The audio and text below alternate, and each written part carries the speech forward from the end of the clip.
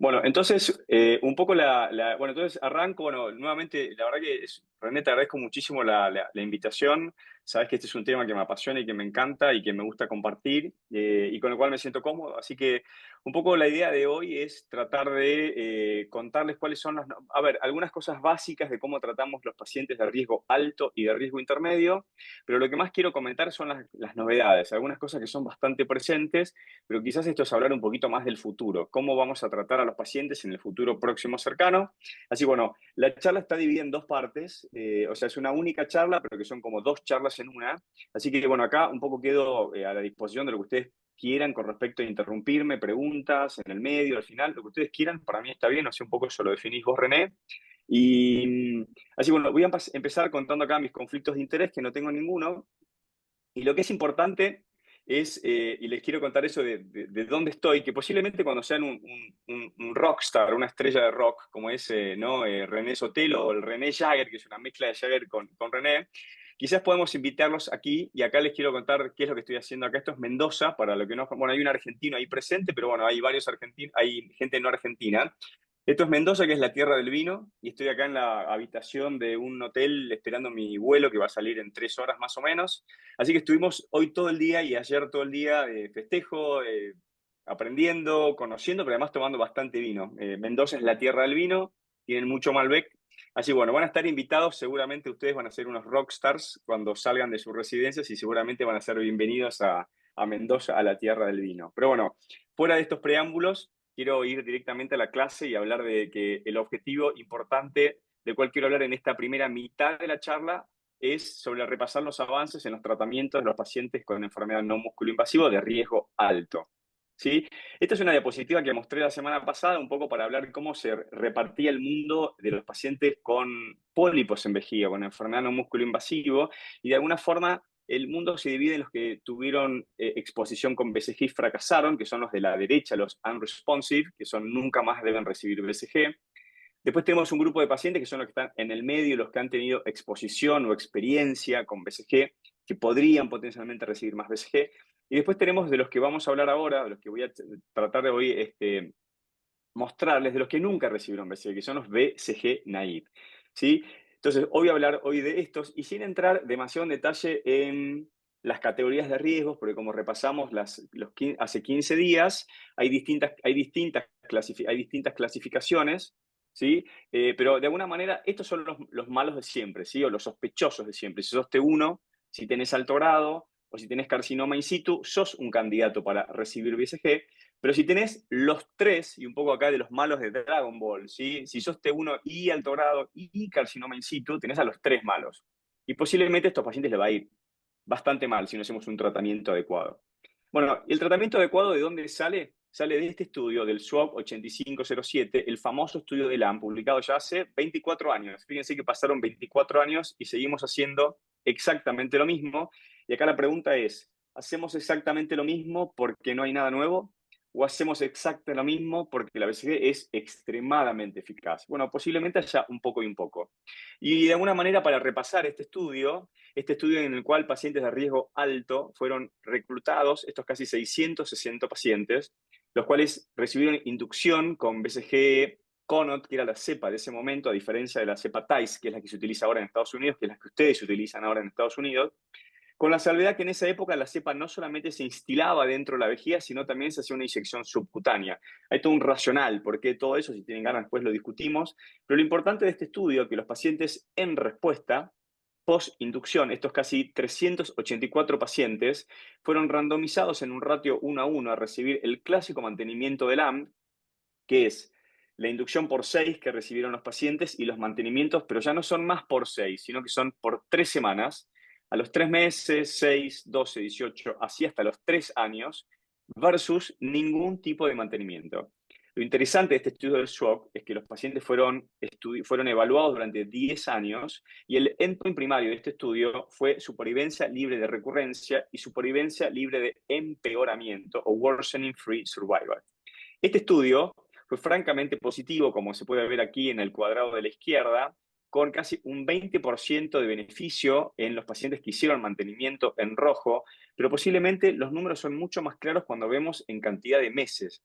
Y lo que vemos es que aquellos pacientes que recibieron mantenimiento con este esquema de LAM tuvieron un tiempo de la recurrencia de casi el doble cuando lo comparamos con los pacientes que no hicieron ningún tipo de mantenimiento. Y de alguna forma, esto se transformó en el standard of care, y lo que es increíble es que incluso después de 24 años hay pacientes que no reciben el esquema adecuado. Increíblemente pensar en por qué eso no sucede, pero este es el esquema que hay que hacer, este es el esquema más eficaz y es el que creo que debemos emplear a los pacientes. Otra cosa interesante, y esto ya tiene que ver con estudios más modernos, este estudio que es el estudio Nimbus, que es un estudio francés, un estudio mucho más moderno y que fue publicado en el 2020 por Green y colaboradores, incluyó también pacientes de riesgo alto, a los cuales no solamente se le hizo una RTU como se ve aquí, sino que también se le hizo una re-resección. De alguna forma, esto habla de que es un estudio más moderno, porque la re-resección no era un estándar hace 24 años atrás. Y lo interesante de este estudio es que después de la re-resección, los pacientes fueron randomizados a recibir una dosis de 15 instilaciones por año, perdón, 15 instilaciones en el primer año, que eso es lo óptimo en cuanto a frecuencia, versus un esquema con menor intensidad, reduciendo la cantidad de instilaciones a 9 instilaciones por año. Es decir, se comparó 15, que es lo correcto, versus 9. Este estudio, que fue diseñado como un estudio de no inferioridad, intentó definir su endpoint primario como tiempo a la primera recurrencia. Y en el estudio Nimbus se demostró, como se ve aquí en celeste, que reducir la frecuencia es no inferior a ofrecerle a los pacientes la frecuencia estándar de 15 instilaciones por año. Y esto hizo que se interrumpiera en forma prematura el estudio y que se permitiera a los pacientes hacer crossover, es decir, que se les permitiera tener acceso a la cantidad óptima de instilaciones anuales, que es de 15, y de alguna forma esto, digamos, dictaminó es que hay que hacer el esquema de LAM y que además los pacientes deben recibir 15 instilaciones en un año. Y este estudio lo traje de alguna manera para poder discutir este estudio. Y este estudio es un estudio del cual me han preguntado un montón y les voy a dar mi opinión personal, pero todavía no está publicado. De hecho, este estudio japonés se acaba de presentar en ESMO 2024. Es un estudio que tiene algunas cosas novedosas como para comentar, pero para mí no es bajo ningún concepto un standard of care. Entonces, este estudio, el JCOG 1019, pacientes de riesgo alto, fueron operados, o sea, resecados, y fueron re-resecados. Y lo interesante es que seleccionó a los pacientes que tenían respuestas completas en la segunda RTU. Es decir, que aquellos pacientes que se re-resecaban y tenían PT0 en la anatomía patológica, entraban al estudio y eran randomizados en un ratio 1:1 a observación o watchful waiting versus BCG por 8 cursos. Y acá la pregunta, y es un poco la crítica del estudio, es, los pacientes se les ofreció un curso de BCG que no es el óptimo, que no es el esquema de LAM, es solo inducción, sin mantenimiento. Y la verdad que nosotros tenemos el conocimiento hasta ahora que los pacientes que hacen solo inducción es mejor que no hacer nada, pero cuando hacen inducción y mantenimiento, eso es claramente superior a no hacer nada. Pero bueno, lo importante es que el endpoint primario fue supervivencia libre de recaídas, en el cual la recaída debía ser mayor a T1, es decir, las recaídas de bajo grado o TA no eran denominadas un endpoint, y eso tiene mucha lógica, sino que los pacientes debían tener más o igual que T1 o enfermedad extravesical, y también había otros endpoints secundarios como supervivencia global y metástasis free survival. Entonces, para su endpoint primario, en este estudio de no inferioridad, hacer instilaciones intravesicales fueron inferiores que hacer observación. Y la verdad que esto de alguna forma llama poderosamente la atención, que hacer resecciones y no hacer nada sea mejor que hacer resecciones y hacer instilaciones intravesicales, incluso en el contexto de que estas instilaciones no están siendo hechas en el esquema óptimo. Así que lo que yo creo es que cuando miramos los otros endpoints, la recurrencia de cualquier tipo, ya sea de bajo grado a de alto grado, ¿sí? Hay una separación de las curvas, y hacer BCG, aunque sea en forma inadecuada, es mejor que hacer watchful waiting. Y por supuesto, cuando hablamos de endpoints más fuertes como metástasis free survival o supervivencia global, no hay ninguna diferencia significativa. Yo lo que creo que lo que necesitamos es esperar es que este paper o que este trabajo se publique y ver los números un poco más finos. Si no, no me parece que tenga mucha lógica que un paciente que solo se reseca tenga mejor tasa de recurrencia que los pacientes que hacen algún tipo de tratamiento intravesical. Y de hecho, el autor principal del estudio señaló que para ellos esto es un standard of care. Por lo tanto, de alguna forma trae el concepto de que algunos pacientes podrían hacer RTU, re-RTU y nada más que eso.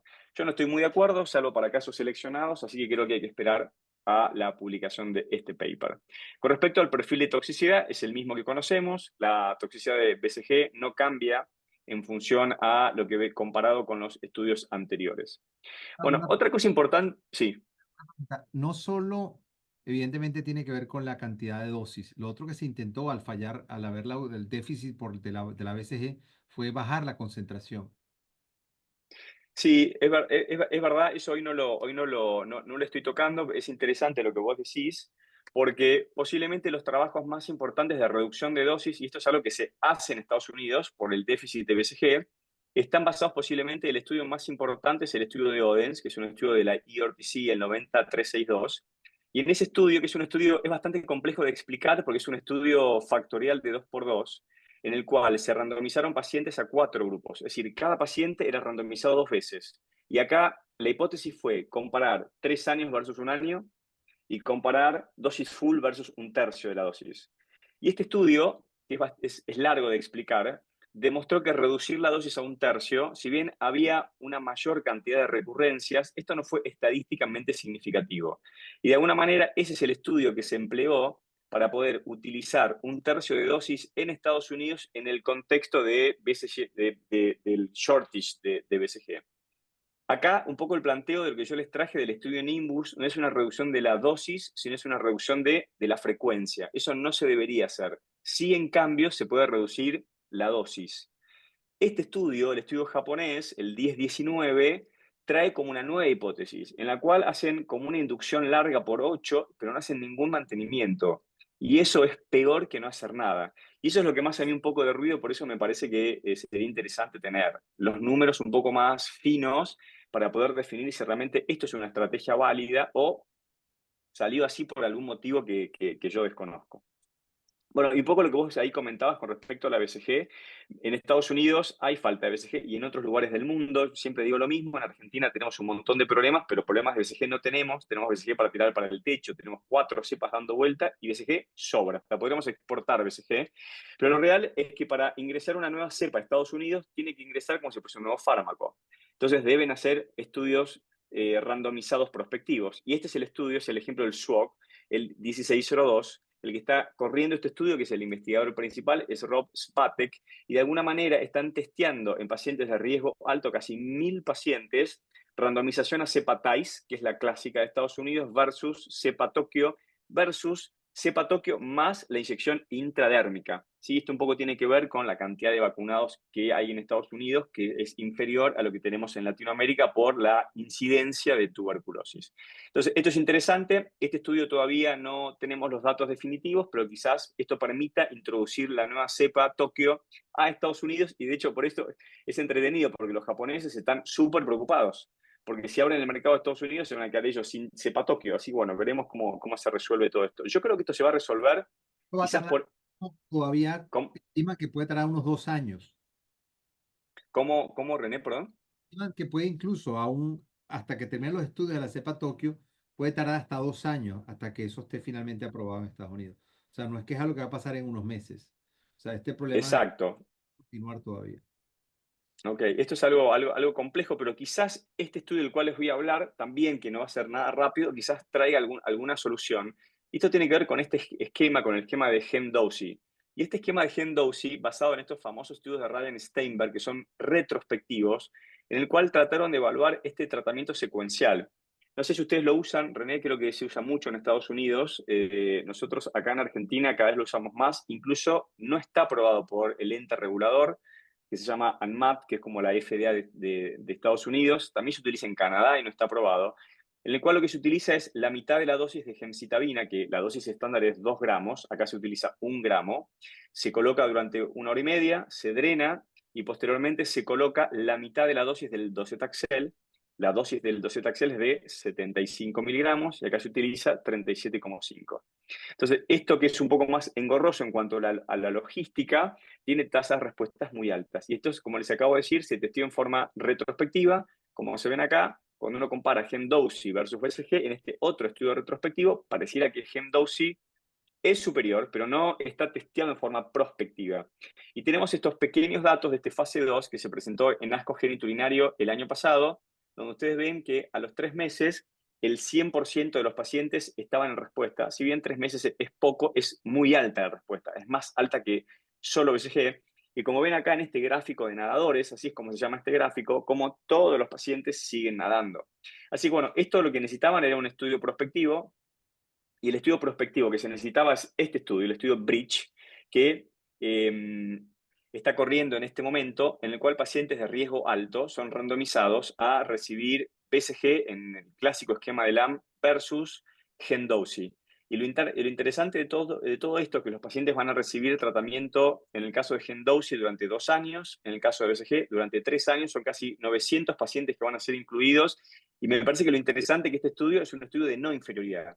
Con lo cual me da la sensación, y esto es una opinión totalmente personal, que es bastante factible que Gem-Doce sea no inferior o al menos equivalente a BCG, y esto posiblemente pueda abrir las puertas para un tratamiento con un fármaco que es químico y que es fácil de sintetizar y que es barato y que posiblemente sea la primera vez en 20 y pico de años que BCG sea destronada del reinado absoluto que tiene. Así que bueno, veremos el resultado y si logramos erradicar o no a BCG. Pero vamos a ver qué hay corriendo dando vuelta, qué estudios están ahí en el horizonte. Y estos estudios tienen bastante tiempo atrás, es como yo les decía un poco en la experiencia de haber escrito un ensayo clínico. Estos estudios llevan años hasta que se escriben, se consigue el grant, se financian y después se empiezan a ser corridos. Entonces, bueno, con respecto a la combinación de inmunoterapia con BCG, que esto empezó hace prepandemia, no voy a hablar de los estudios de Atezo, porque Atezo fue retirado por Roche, que es el dueño de Atezolizumab, por los cimbronazos que tuvo y por la cantidad de estudios negativos que tuvieron. Así que quiero hablar casi exclusivamente de de las otras inmunoterapias, como es, en este caso, Durvalumab. Este estudio, el estudio Potomac, o Potomac, acá en español decimos Potomac, que estuvo a punto de anunciarse este año en asco genitourinario, pero no tuvimos ningún resultado, en el cual pacientes de riesgo alto, bueno, no voy a entrar tanto en el detalle, pero sí pacientes en riesgo alto, fíjense, casi 1000 pacientes fueron randomizados, y acá quiero detenerme un poquitito, ¿no? A recibir Durvalumab, como se ven acá, más BCG, que sería como la combinación completa. En este caso, los pacientes recibían BCG por 2 años. Y quiero hacer esta aclaración porque cada uno de estos estudios tiene algunos pequeños detalles y me parece que es lo que hay que hacer, hay que ver los pequeños detalles. Entonces, una de las ramas era o es Durvalumab durante 1 año más BCG durante 2 años en inducción más mantenimiento. La rama control, que es BCG en el clásico esquema de LAM, inducción más mantenimiento por 24 meses. Y quizás la rama importante que les quiero mencionar es esta rama, que es la rama B, en el cual BCG se utiliza solamente en inducción, pero sin mantenimiento. Y la intención de todo esto, o la pregunta es, ¿el Durvalumab podría potencialmente reemplazar el mantenimiento de la BCG? Bueno, no lo sabemos. Este estudio fue diseñado como un estudio de superioridad en el cual cada una de las ramas se va a comparar contra BCG. No tenemos los datos, veremos más adelante. Tenemos un estudio de características similares, pero no exactamente igual, el Keynote 676, en la cual inicialmente este estudio comenzó como un estudio de 2 ramas, en el cual los pacientes de riesgo alto, parecidos al estudio Potomac, fueron randomizados a recibir pembrolizumab 400 miligramos cada 6 semanas más BCG versus solamente BCG. Lo interesante aquí es que los pacientes no hacían BCG por 24 meses, sino empiezan a cortar los periodos de BCG a 18 meses. Esto es un poco por el faltante de BCG, un poco porque pareciera que 2 o 3 años de BCG quizás es sobretratar a los pacientes. Quizás con 18 o 24 meses estemos ok, pero lo que hicieron, hubo una enmienda al protocolo basados en los estudios o en el diseño de los otros estudios, y en este estudio, en el Keynote 676, se abrió una nueva corte, un nuevo brazo, en el cual a los pacientes que recibían pembrolizumab se les ofrecía también BCG, pero inducción y el primer mantenimiento. Y este primer mantenimiento se agrega por este nuevo concepto de BCG adecuada, ¿no? La BCG adecuada es el 6 más 3. Entonces, la pregunta aquí es nuevamente, ¿la inducción con BCG y el mantenimiento con Pembro puede reemplazar el mantenimiento con BCG? no lo sabemos, no tenemos datos, estamos esperando los números. Y para que vean una idea que cómo hay modas por momentos y las compañías copian los desarrollos de otros, en este estudio, en el estudio CREST, en el cual lo mismo, pacientes de riesgo alto, randomizados 1 a Sasanlimab, que es un anti-PD-1 de Pfizer, pero que es subcutáneo, sería la diferencia que tiene con respecto a pembrolizumab o a durvalumab, que son endovenosos, más BCG, inducción y mantenimiento, versus solo BCG, y acá nuevamente la rama de Sasanlimab más BCG con solamente inducción. Como ven, los estudios no son iguales, son parecidos, pero me parece que cuando tengamos los resultados en función a la positividad o negatividad, vamos a tener que evaluar con lupa cada uno de los detalles para definir cuál es el mejor esquema, cuál es el mejor periodo de BCG en el cual debemos ofrecer a los pacientes y obviamente ver cuál es el más seguro y el que tiene más efectividad. Con respecto a los nuevos dispositivos, y para empezar a dar vuelta de página, hablamos hace 15 días atrás o 3 semanas sobre el Pretzel, ¿sí? Y lo interesante es que el Pretzel se está testeando en enfermedad no respondedora a BCG, pero también este Pretzel, un poco vuelvo a comentar que es un dispositivo osmótico que libera gemcitabina en forma prolongada durante una semana aproximadamente, y en este digamos, portfolio de estudios que son los estudios Sunrise, habíamos hablado la semana pasada del Sunrise 1, que es el estudio en no respondedores a BCG, y tenemos también un Sunrise 3, que es el Sunrise en el cual se le ofrece a pacientes BCG naive.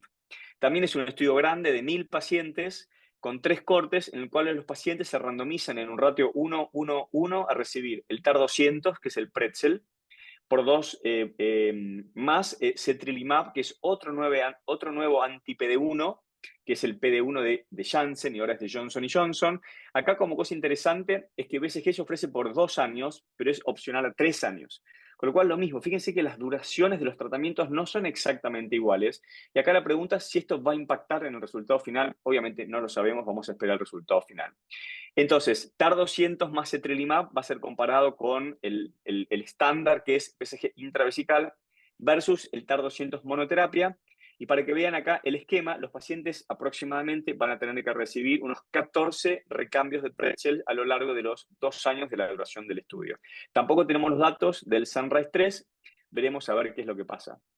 Otra cosa interesante que quiero comentarles con ustedes, que lo charlamos en la charla anterior, es que el ALT-803 o el N-803, que es el Nagopendequin Impact-Sec, que es difícil de pronunciar, así como fue aprobado en pacientes con carcinoma in situ no respondedores a BCG, está empezando siendo testear en etapas más tempranas, ¿sí? Y en este estudio, que es el KILT 2.005, este superagonista de interleuquina 15 está de alguna manera siendo testeado en 2 cortes, en la corte A y en la corte B, ¿sí? En las cuales se randomizan pacientes a recibir BCG versus BCG en combinación con el N-803. Acá lo mismo, si nos ponemos a ver, la cantidad de BCG que van a recibir los pacientes es de 18 meses, no de 24 meses ni de 36 meses. Así que bueno, estamos, o al menos yo estoy con bastante ansiedad para ver el resultado de este estudio, dado que ha sido francamente positivo en enfermedad no respondedora, y lo interesante, no sé si lo recuerdan,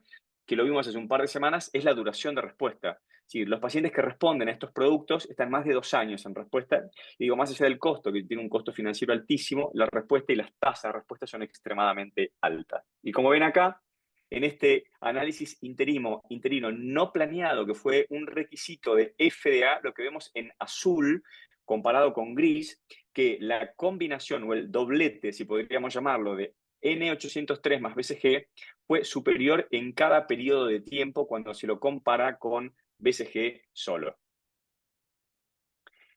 Con respecto entonces a las conclusiones y para ir terminando esta etapa con respecto a las novedades en no músculo invasivo, por ahora BCG es el estándar y el esquema que debemos adoptar es el famoso esquema de LAN, inducción por 6 y mantenimiento por 3 durante 36 meses. La verdad que yo en la práctica de todos los días hago que los pacientes lleguen hasta los 24 meses. Si quieren podemos charlar por qué. Con respecto a watchful waiting u observación después de RTU, la verdad que me parece que no es un estándar y visto con las palabras del investigador principal, que esto es un estándar, para mí claramente no lo es, al menos hasta que no esté el paper publicado. Me parece que tenemos que tener cierta seriedad y cierta cordura al momento de hacer la lectura de estos datos novedosos. Me parece que tenemos un montón de desarrollos en el horizonte. Me parece que es es importante tener presente las combinaciones con una inmunoterapia. Y bueno, tenemos de todo, ¿no? Tenemos dispositivos, tenemos el ALT-803 y tenemos que ver resultados para ver si alguno de estos compuestos ingresan en el mercado y tenemos más opciones terapéuticas para los pacientes. Esto es, de alguna forma cierro la primera parte. Si quieren puedo seguir o hacemos un... La otra vez hicimos todo seguido, ¿no? ¿Te parece, No, René? seguimos, Y seguimos. hacemos... Ok. Bueno, y posiblemente lo más interesante para mí, y esto es una opinión personal, es todo el movimiento que se está generando en el riesgo intermedio. Sí, que son los famosos pólipos que recidían una y otra vez. Y esta es la manera, este es un paciente mío de cuando yo era residente hace muchísimos años atrás, ¿sí? Como 25, 26 años atrás, donde los pacientes recibían múltiples tratamientos con resecciones endoscópicas y nadie hacía demasiado por ellos, ¿sí? Fíjense, este paciente, múltiples RTU, casi nunca hizo tratamiento adjuvante. Pues, no sé si ustedes tienen de este tipo de pacientes en Estados Unidos. Lamentablemente en mi consulta sigo viendo actualmente esto con muchísima frecuencia. Entonces lo que yo tengo que decir, que en algún momento cuando vemos esto hay que parar, hay que frenar. Y lo primero que hay que hacer es pensar un poquito. Porque lo que seguramente no debemos hacer con estos pacientes es seguir igual. Es decir, hacer RTU hasta el infinito y más allá, me parece que no tiene ningún sentido. Acá de alguna manera las estrategias más válidas son posiblemente opuestas, pero una decisión hay que tomar. Es o hacemos de menos y desintensificamos, y la manera que tenemos de desintensificar es hacer electrocoagulation at the office o vigilancia activa. Estos dos procedimientos tienen cada vez un rol más protagónico en el tratamiento o en el arsenal terapéutico de estos pacientes. Y por otro lado, intensificarlos y ofrecerles tratamientos como reclasificarlos como de riesgo intermedio y hacer el tratamiento que corresponde. Posiblemente en el riesgo intermedio los pacientes se sobretratan con resecciones endoscópicas y sabemos que esto impacta en mortalidad. No solamente tiene un impacto negativo en el funcionamiento vesical a largo plazo, sino que hay pacientes que pueden fallecer por las complicaciones relacionadas con la RTU de vejiga. Entonces, el objetivo de esta segunda parte es ver cuáles son los nuevos tratamientos o quizás tratamientos viejos que se subutilizaron en el riesgo intermedio. Bueno, quiero hablar un poquito de mitomicina C. Es una droga histórica y un poco traer este concepto de quimioablación. Y sí, este concepto de quimioablación que significa colocar quimioterapia dentro de la vejiga con la enfermedad puesta, sin haber hecho RTU siquiera, y tratar de hacer que la quimioterapia ablacione químicamente las lesiones exofíticas y que los pacientes puedan alcanzar respuestas completas sin necesidad de una RTU. Por lo tanto, esta es como una nueva camada. Hoy estábamos hablando de esto acá en el Congreso y los oncólogos, medio que cuando tratábamos estos temas, decían, che, pero ustedes son la nueva camada de urólogos que no quiere operar. Hablamos de la cistectomía, ¿no? Que los pacientes no quieren recibir cistectomías y que hay cada vez tratamientos conservadores mucho más frecuentes. Y con esto pasa lo mismo. Y la verdad que no es que no queremos operar, me parece que hay algunos pacientes que van a necesitar cirugía y hay que muchos otros que podemos evitárselas por la mortalidad relacionada con la RTU de vejiga. Entonces, este no es un nuevo concepto. De hecho, hacemos cosas para mejorar o para optimizar, esa es la palabra correcta, la optimización de mitomicina C.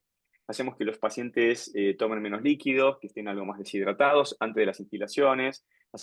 Concentramos la droga, o sea, la diluimos menos en la solución fisiológica. Damos bicarbonato a los pacientes. Es decir, hay todo un concepto en el cual hay que optimizar. Y en realidad la mitomicina C es poco efectiva porque dura poco en vejiga. El paciente se la coloca en vejiga y después orina la mitomicina C. ¿Qué pasa si nosotros podríamos lograr o optimizar el tiempo de permanencia de mitomicina C dentro de vejiga? O porque hacemos tratamientos más frecuentes o porque hacemos que la mitomicina dure más adentro de la vejiga. Y me parece que la cosa va en esa dirección. Un poquito de historia, quiero charlar, ustedes son todos muy jóvenes, pero hace no mucho tiempo atrás estaba este concepto de la lesión marcadora, ¿sí? O de lesion marker, en el cual este concepto de resección de todo menos una. Entonces, resecábamos el 95% de las lesiones, dejábamos una única lesión en su lugar y aplicábamos mitomicina C para evaluar el efecto quimioablativo de mitomicina C dentro de la vejiga. Y este estudio viejo no es para que miren todo el estudio, pero les quiero comentar que este estudio, que es el famoso estudio de Malmström, pacientes de riesgo intermedio recurrentes o de primera vez, ¿sí? Es decir, como primer pólipo en su vida, en el cual las lesiones eran pequeñas, menores a 1 centímetro, se comparó agregar mitomicina C una vez por semana. Cada uno de estos cuadraditos azules es una semana y rojo es la cantidad de instilaciones que se ofrecen por semana. Entonces, acá se comparó mitomicina C con distintas dosis de interferón alfa. Me voy a olvidar del interferón alfa. Lo que quiero ver es cómo le fue a los pacientes que hicieron 8 semanas. ¿Sí? No hicieron 6, hicieron 8. Esto sería como un primer approach o una primera aproximación a un esquema un poco más intenso. Y lo que vemos en esta rama, en la rama de mitomicina, que fue superior a interferón, los pacientes tuvieron un 72% de respuesta completa. A ver, quiero repetir de vuelta este número, porque cuando los oncólogos tienen una respuesta completa de un 20%, de un 30%, están como locos, desesperados, alegres, descortan un champán. Y nosotros estamos con una droga que produce un 70% de desaparición completa de enfermedades y no estamos mirándolo. Y la pregunta es, ¿por qué pasa esto? Bueno, esto no es algo único, sino que tenemos innumerable cantidad de estudios. Yo traje aquí los más importantes para ver que la quimioablación es algo que deberíamos incorporar en la práctica de todos los días. Y esto es mi opinión personal. En este estudio italiano, y en esto los italianos tienen varios estudios, es un estudio no randomizado. Lo mismo, pacientes con tumores de bajo grado, con TA de bajo grado, recurrentes. Y fíjense acá, el promedio de recurrencia eran 5 años, con lo cual eran pacientes con recurrencias muy prolongadas, que sabemos que a estos pacientes les va extremadamente bien, hagamos lo que hagamos. Acá la tolerancia eran en tumores menores de 1 centímetro, es decir, tumores muy pequeños, y a los pacientes se les ofrecía, fíjense, como les dije, cada cuadrado es una semana. Un grupo de pacientes sin randomizar se les ofrecía 3 instilaciones por semana durante 2 semanas. Es decir, que en vez de hacer instilaciones durante 6 semanas seguidas, se acortaban a 2 semanas y se hacían 3 instilaciones semanales. Y eso se lo comparaba con pacientes que hacían RTU más single instillation más una adjuvancia por 8.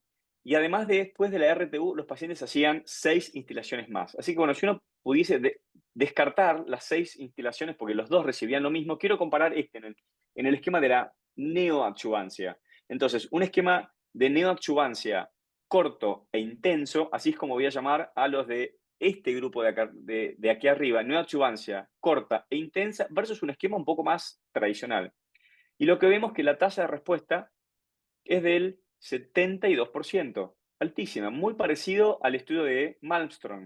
Es decir, que hacer una quimioterapia corta e intensa es tan efectiva como hacer una quimioterapia neoadjuvante de 8 ciclos o de 8 semanas con una instilación semanal.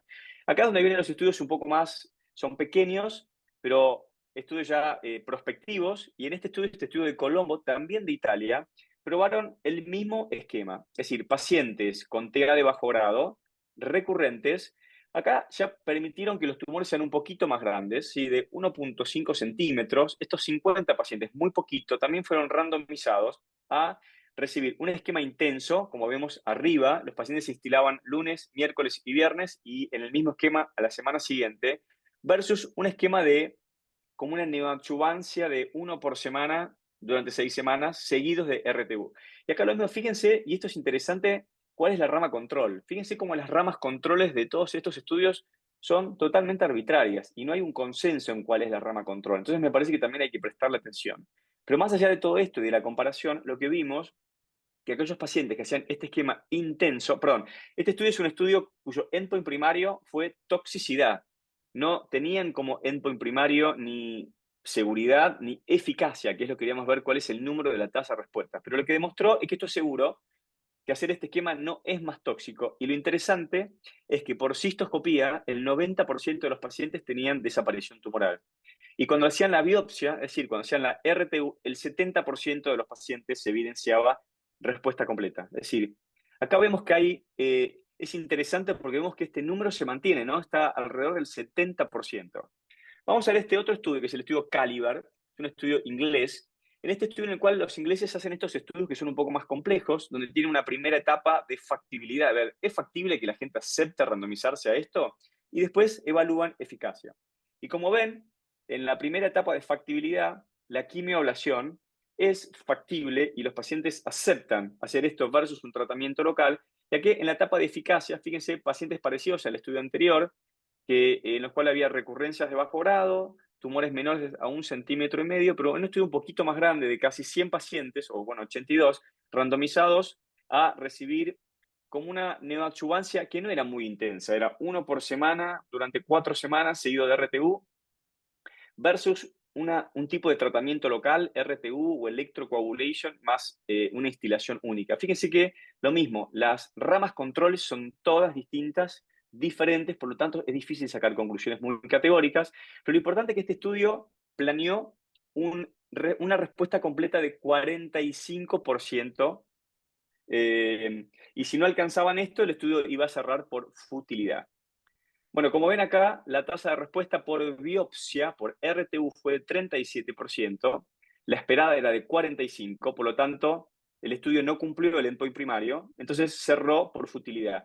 Pero, si el endpoint primario hubiera sido planeando por cistoscopía, la tasa de respuesta hubiera sido de casi 50%, el estudio hubiera sido positivo y hubiéramos tenido información al respecto. Y posiblemente tener un endpoint con biopsia no es tan categórico porque posiblemente en esta categoría de riesgo es seguro quizás obtener endpoints con cistoscopía y no necesariamente con biopsia. Quizás el estudio más importante de todo este grupo sea el DABLA-K13, es un estudio danés, un estudio un poquito más grande, liderado por María Lindgren, en el cual lo mismo, pacientes de bajo grado y como cosa interesante, incluyó pacientes de alto grado, y además permitió el ingreso de pacientes con pólipos de mayor tamaño, de 2 centímetros. Fíjense cómo los estudios están siendo con el tiempo cada vez más inclusivos. Este es el estudio más grande, en el cual 120 pacientes fueron randomizados uno a uno a recibir una neoadjuvancia corta e intensa, como vemos aquí, 3 por semana durante 2 semanas, versus algún tipo de tratamiento local y una instilación de 6 semanas. Lo mismo, una rama control que no tiene nada que ver con lo que estuvimos viendo hasta el momento. Y lo que vemos es que la tasa de respuesta fue de casi el 60%. Esto es un poco menor que lo otro, pero la tasa de respuesta sigue siendo alta. Más de la mitad de los pacientes evitan la RTU. Y lo importante de todo eso es que hay un achicamiento tumoral o un shifting, así se llama, de tratamiento, porque casi el 85% de los pacientes o evitaron la RTU o tuvieron una RTU mucho más fácil, mucho más pequeña. Si era con internación, se transformó en ambulatoria. Por lo tanto, me parece que esto es algo interesante. Y cuando lo vemos así en perspectiva, y vemos cada una de las ramas de intervención de esta neoadjuvancia intensa, en aquellos estudios en los cuales se estableció una neoadjuvancia intensa, las tasas de respuesta fueron altísimas, 70, 72, 57, e incluso si ponemos en el contexto el estudio de Malmström, que no era un estudio muy intenso, pero que era con mayor cantidad de quimioterapia, la tasa de respuesta fue muy alta. Y de hecho, estamos en este momento corriendo un estudio de vida real, empezamos hace un mes a ingresar pacientes y quizás en algún momento les pidamos colaboración cuando lo tengamos un poco más aceitado para ver cómo le va a los pacientes con esta quimioterapia intensa. Bueno, yendo ahora a las novedades y a los nuevos compuestos, quería hablar un poquito de estas dos cosas, Segundo, Gustavo, hablar un poco de... Sí, en tu experiencia cuando usabas la mitomicina, ¿qué efectos adversos veías? mira, está bueno. Mira, te quiero contar, en general los síntomas comunes de la adjuvancia con mitomicina C eran más locales, y debo decir dos cosas graves que me pasó con mitomicina C. Una tiene que ver con incrustaciones cálcicas, que si bien son poco frecuentes, cuando aparecen generan como una cistitis cálcica con incrustaciones y crecimientos de lesiones pseudotumorales necróticas que hacían hacer el diagnóstico diferencial con recurrencias de alto grado y de alto riesgo. Y quizás la complicación más seria que tuvo René fue en una mujer que era una bióloga muy reconocida aquí en Argentina, una neurocientífica, que era su tercer tumor, el de vejiga. Tenía un pólipo de milímetros al lado del meato izquierdo, le hizo una RTU de vejiga y le hizo una instilación única posoperatoria con mitomicina C, que hizo una necrosis debería haber habido un tipo de microperforación inadvertida, porque la resección fue muy, muy de buena calidad, e hizo una perforación con pericistitis, neuralgia del trigémino, ureterohidronefrosis, y esta mujer estuvo 2 años casi sin poder sentarse, con pregabalina, internada 4 veces el primer año por urosepsis y con una calidad de vida horrible. Y esto nos hizo cambiar la mitomicina C por gemcitabina, que es un agente no vesicante y que tiene mucha menos complicación que mitomicina C. Ahora, habiendo dicho esto, en estos pacientes que reciben solamente 6 instilaciones en 2 semanas y no se resecan, el riesgo del que yo acabo de mencionar es extremadamente raro. Así que por eso me parece que es seguro utilizarla. Pero si yo tuviera que elegir, este estudio que estamos corriendo ahora de vida real, lo hubiese hecho con gemcitabina, que es más seguro. pero la mitomicina es más disponible y más barata en Argentina, a diferencia de lo que pasa en Estados Unidos, que gemcitabina es más barata. Como acá Nosotros mitomicina es más barata, sí, perdón. lo hicimos con mitomicina y evidentemente era post-RTU. Y incluso si tocaba hacer una cistectomía después y si había habido absorción, no te imaginas la reacción peritoneal terrible. Y hay unas retracciones en la vejiga en algunos casos. Tuvimos un paciente joven, muy joven, que habían hecho de hecho en Colombia, después yo lo hice en Venezuela, que vino con una recurrencia y había tenido mitomicina C y una vejiga, pero retraída, horrible. O sea, hay que tener cuidado, evidentemente es otro escenario, pero en Exacto. el escenario post-RTU, que aunque tú creas que es superficial, si se llega a absorber, bueno, es terrible lo que pasa dentro del peritoneo. Sí, por eso creo que es más, está seguro, es más seguro usar gemcitabina post-op para mí. Y mitomicina creo que es seguro si uno la usa como, como quimioablación o quimioresección si no tuviste resección previa. Ok. Ok.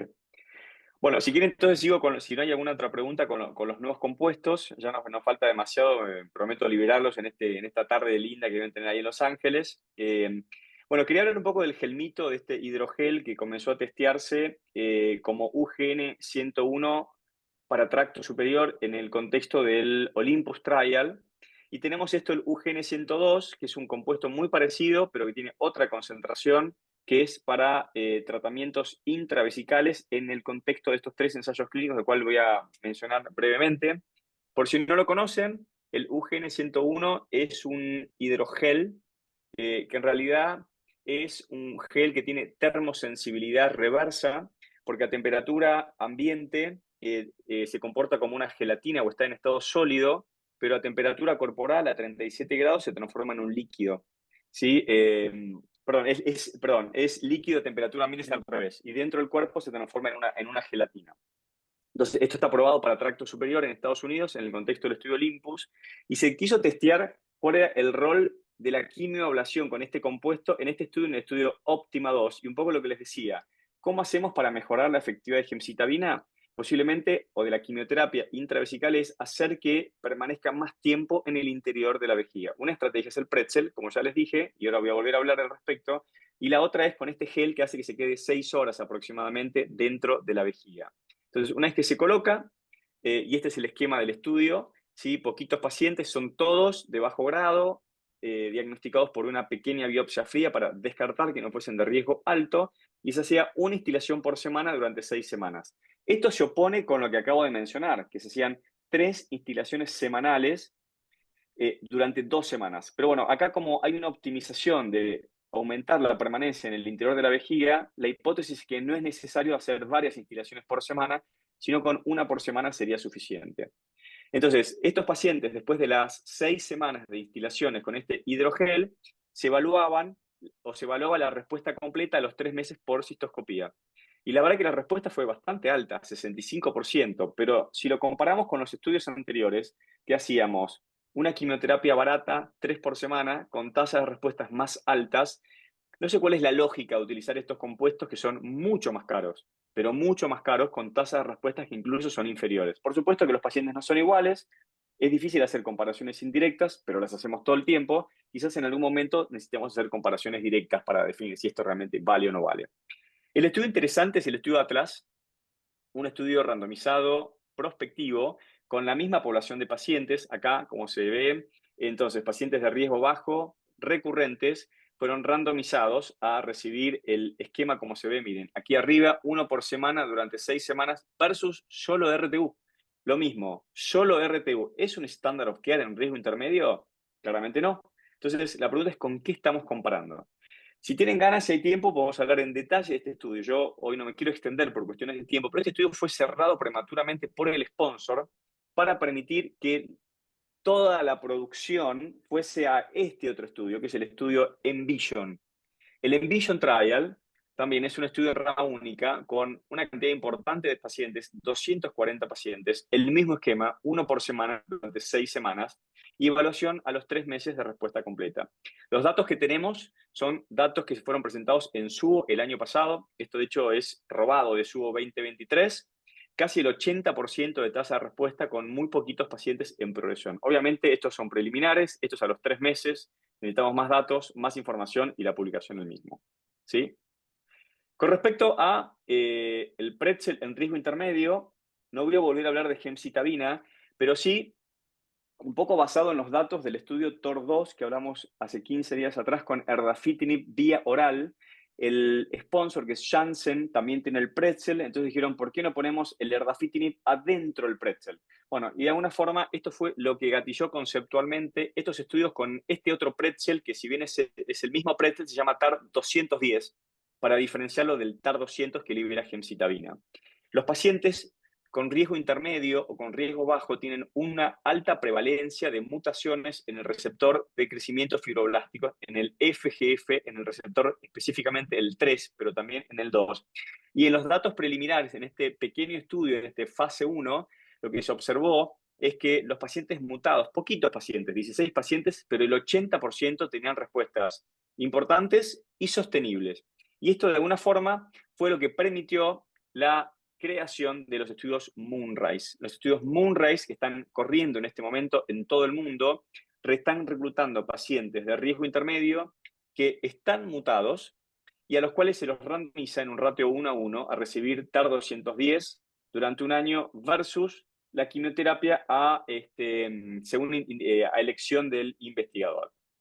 Y lo último, para ir terminando, que esto hablamos un poquito la semana pasada del cretostimogene Gren Adenorep, este vector viral, este virus que es un virus no, es un virus replicante, perdón, que codifica para factor estimulante de colonias granulocítico macrofágica, que está siendo testeado en Estados Unidos en combinaciones, pero que en este caso puntual se está testeando en riesgo intermedio, en este estudio, que es el estudio Pivot 006, en el cual pacientes de características muy similares a lo que acabo de escribir, TA de bajo grado, recidivantes, pero fíjense que algunos tienen hasta más de 3 centímetros, se les permite ingresar, si cada vez más grande es el tamaño de los tumores que permiten ingresar a estos estudios, en este esquema que es parecido al esquema de LAM, pero que no es exactamente igual. Hacen como una inducción por 6, seguido de unos mantenimientos por 3 y por 1 durante un año. Es un poquito más corto que lo que vimos para no respuesta a BCG. No tenemos datos al respecto, pero estamos ansiosos esperando resultados finales.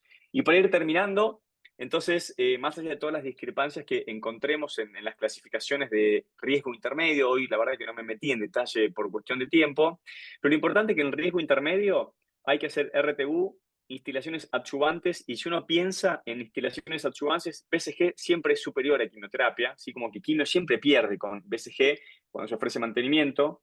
Con respecto al riesgo intermedio, lo que no debemos hacer es la clásica RTU al infinito, ¿sí? En un momento hay que frenar, hay que pensar y definir cuál es la estrategia. Posiblemente hoy los esquemas de esta quimioterapia intensa neoadyuvanta tienen tasas de respuestas altísimas, mayores al 70%, y estamos de alguna forma no mirando estos estudios. Me parece que habría que utilizarlos porque le ahorramos la resección a muchos pacientes, y a los que no logramos ahorrárselas, hacemos que la RTU sea más fácil, más sencilla, menos comórbida. Por otro lado, estos nuevos estudios como el UGN-102 o el GELMITO, hay 3 ensayos clínicos dando vuelta, de los cuales estamos esperando el estudio Envision, con tasas de respuestas muy altas. Después veremos el costo y cómo se financia todo esto, pero las tasas de respuesta son altas. Necesitamos follow-up, aprobaciones. Creo que es interesante y me parece que va a dar mucho que hablar las respuestas de erdafitinib en el pretzel, este TAR 210, y por supuesto también estamos viendo o esperando la información y los datos con respecto a los nuevos estudios, como el estudio cretostimogene, el CG007, en este estudio Pivot, ¿sí? Estamos en cursos. Y bueno, para ir terminando, esto no tiene nada que ver con el Caribe venezolano, pero es una laguna, un lago acá que tenemos cerca en Mendoza, y es lo que estuve haciendo un poco estos días, además de trabajar. Así que bueno, muchas gracias por estar ahí, por escucharme, y quedo atento a preguntas si hubiese alguna.